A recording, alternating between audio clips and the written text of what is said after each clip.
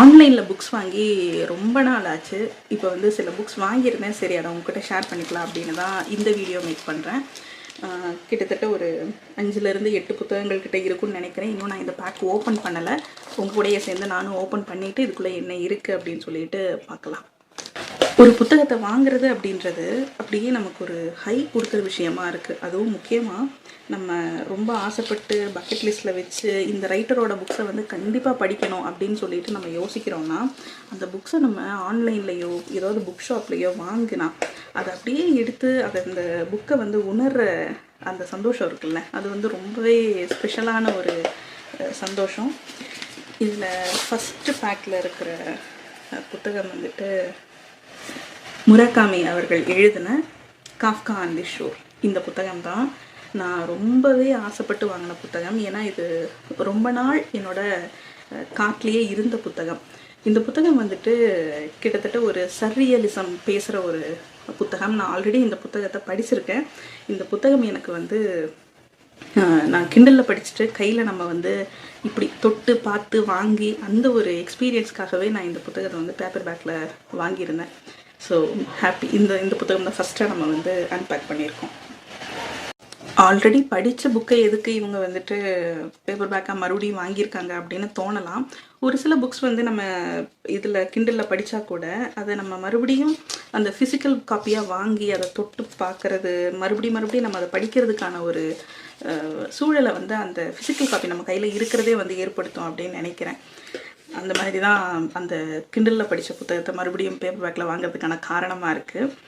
அடுத்த புத்தகம் வந்துட்டு ஹார்ட் லேம்ப்.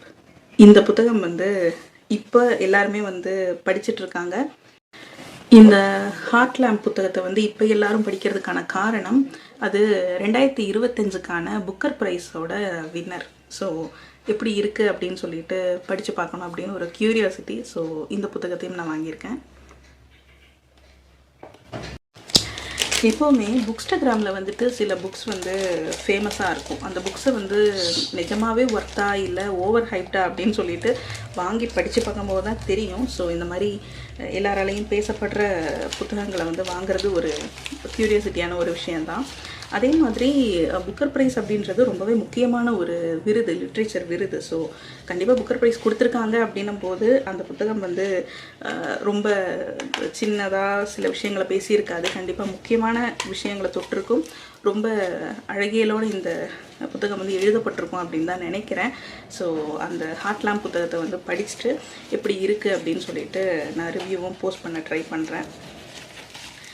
அடுத்ததாக இந்த புத்தகம்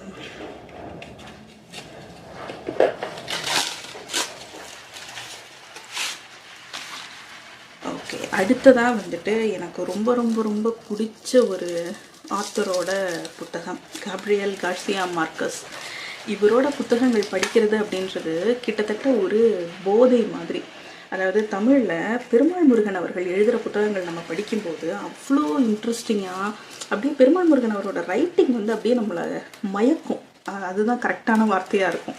அதை படித்து நம்மளால் நிறுத்தவே முடியாது. ஏதாவது சின்ன பிரேக் கிடைச்சா கூட, இப்போ நம்ம ஒர்க்கிங் இதில் இருக்கும்போது சின்ன பிரேக் கிடைச்சா கூட அந்த புத்தகத்தை எடுத்து படிக்கணும் அப்படின்னு தோன்ற அளவுக்கு பெருமாள் முருகன் அவரோட எழுத்து வந்து அவ்வளோ இன்ட்ரெஸ்டிங்காக இருக்கும். திரும்ப திரும்ப படிக்க தோணும். படித்த கதையாக தான் இருக்கும், ஆனாலும் திரும்ப திரும்ப படிக்க தோணும். அந்த மொழி நடை அப்படியே அப்படி ஒரு ஃப்ளோ இருக்கும். பெருமாள் முருகன் அவரோட எழுத்து வந்து அவ்வளோ வசீகரமான எழுத்து.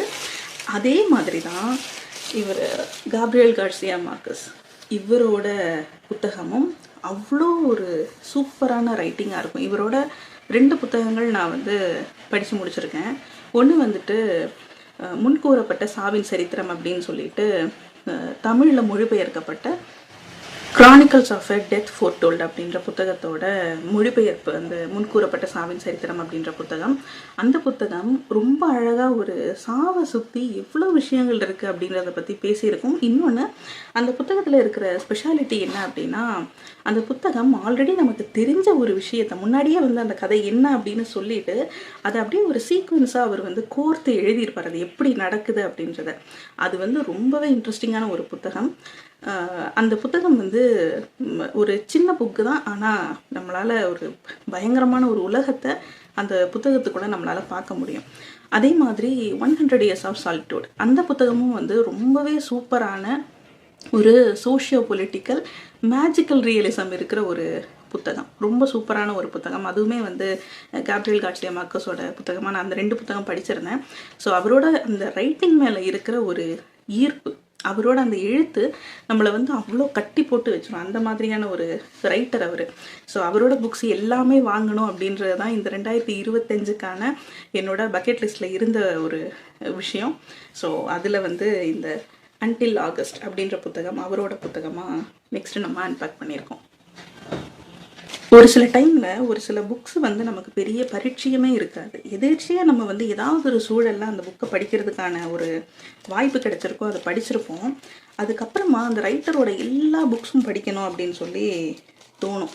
எனக்கு வந்து மார்கஸோட புக்கு வந்து அந்த மாதிரி தான் அறிமுகமாச்சு. ஏதோ ஒரு ரொம்ப அன்எக்ஸ்பெக்டடாக நான் அவரோட எழுத்துக்களை வந்து படிக்க ஆரம்பித்தேன். அதுக்கப்புறம் பயங்கர அடிக்டிவான ஒரு விஷயமாக மாற ஆரம்பிச்சிருச்சு அவரோட புக்ஸ்.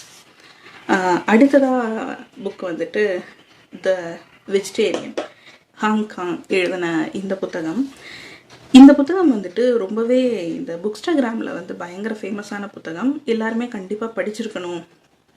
இது வந்துட்டு இதுக்கு முன்னாடி வந்து புக்கர் ப்ரைஸ் வாங்கின ஒரு புத்தகம்தான். இந்த புத்தகம் பற்றி நிறைய பேசப்பட்டிருக்கு. ஸோ இதையும் படிச்சிடலாம் அப்படின்னு சொல்லிட்டு தான் வாங்கியிருக்கேன். பார்க்கலாம் இது வந்து எல்லாரும் சொல்கிற அளவுக்கு எப்படி இருக்குது அப்படின்றத படிச்சுட்டு நான் உங்களுக்கு ரிவ்யூவாக போடுறேன். இப்போது சில விருது வாங்கின புத்தகங்கள் வந்து நமக்கு பர்சனலாக பிடிக்கணும் அப்படின்னு அவசியம் இல்லை. ஒரு உதாரணம் சொல்லணுன்னா, இந்த ஆஸ்கர் அவார்டு வாங்குகிற சில படங்கள் வந்து நமக்கு அப்படியா இது நல்லா இருக்கா அப்படின்னு தோன்ற மாதிரி இருக்கும்ல, அந்த மாதிரி தான் சில புக்ஸ் வந்து விருதுகள் கிடைச்சிருக்கும். அதுவும் முக்கியமாக நம்மளோட இந்தியாவில் கொடுக்குற இந்த சாகித்ய அகாடமி விருதெல்லாம் இருக்குல்ல, யுவ புரஸ்கார், பால புரஸ்கார், இந்த மாதிரியான விருதுகள். இப்போ ரீசெண்ட் டைமில் வந்து அந்த மாதிரி விருதுகள் கொடுக்கறத அந்த லிஸ்டெல்லாம் பார்க்கும்போது கொஞ்சம் வருத்தமாக தான் இருந்தது. ஏன்னா ஒரு சில விருது வாங்கின புத்தகங்கள் நான் படிச்சுட்டு ரொம்பவே டிசப்பாயிண்ட் ஆகிருந்தேன். அதனால் எப்போவுமே இந்த விருதுகள் கொடுக்கப்படுற புத்தகங்கள் அப்படின்றதுல கொஞ்சம் ஒரு அவர்ஷன் இருந்தது. பட் இந்த புத்தகங்கள், அதாவது இந்த த வெஜிடேரியனாக இருக்கட்டும், ஹார்ட் லேம்பாக இருக்கட்டும், இது எல்லாமே வந்துட்டு வெவ்வேறு விஷயங்களை வந்து, அதாவது சோஷியோ பொலிட்டிக்கலான விஷயங்களை வந்து பேசியிருக்கோம் அப்படின்னு நம்புகிறேன். ஸோ அந்த புத்தகங்கள் எப்படி இருக்குது அப்படின்னு படித்தாதான் தெரியும். மறுபடியும் என்னோட அந்த அதாவது விருது வாங்குகிற புத்தகங்கள்லாம் எப்படி இருக்குமோ அப்படின்ற அந்த ஒரு டவுட்டை கிளற ஒரு புத்தகம் மாதிரி இல்லாமல், இல்லை பரவாயில்ல எல்லா புக்ஸும் வந்து அந்த மாதிரி கிடையாது, நல்ல புக்ஸுக்கும் விருதுகள் கொடுக்கப்படுது அப்படின்ற அந்த நம்பிக்கையை காப்பாற்றுற மாதிரி இருக்கணும் அப்படின்னு நினைக்கிறேன். அடுத்ததாக இருக்கிற புத்தகம் வந்துட்டு த புத்தா அண்ட் ஹிஸ் தம்மா, அண்ணல் அம்பேத்கர் எழுதின புத்தகம். இந்த புத்தகம் நான் தமிழில் ஆல்ரெடி படிச்சுட்டேன். ஆனாலும் அண்ணலோட எழுத்துக்களை வந்து அப்படியே அவர் எழுதின மாதிரியே படிக்கிறது அப்படின்றது ரொம்பவே சிறப்பான ஒரு விஷயமா இருக்கும்னு தோணுச்சு. அதனாலேயே வந்துட்டு இந்த புத்தகம் வாங்கியிருக்கேன். ஆல்ரெடி படித்ததாக இருந்தாலும் டிரான்ஸ்லேஷனில் சில விஷயங்கள் வந்து விட்டு போகிறதுக்கான வாய்ப்பு இருக்குது. ஏன்னா நான் தமிழில் படித்தேன். ஸோ இங்கிலீஷில் அண்ணல் எழுதின மாதிரியே அப்படி அவரோட வார்த்தைகள்லையே படிக்கணும் அப்படின்றதுக்காக இந்த புத்தகம் வாங்கியிருக்கேன். நான் ஒரு 8 புத்தகங்கள் ஆர்டர் போட்டிருந்தேன். இப்போ இந்த 5 புத்தகங்கள் தான் வந்துட்டு டெலிவர் ஆகிருக்கு. இன்னும் சில புத்தகங்கள் டெலிவர் ஆக வேண்டியது இருக்குது. அது டெலிவர் ஆனதுக்கப்புறம் அதையும் உங்க கூட ஷேர் பண்ணிக்கிறேன். இப்போ இந்த புத்தகங்கள் எல்லாத்தையும் எப்படியும் இன்னும் ஒரு 2 மாதத்துக்குள்ளே படிச்சிருவேன்னு நினைக்கிறேன். ஸோ படிச்சுட்டு இந்த புத்தகங்கள் வந்து எப்படி இருந்துச்சு அப்படின்றத பற்றி உங்க கூட ஷேர் பண்ணிக்கிறேன். தேங்க்யூ.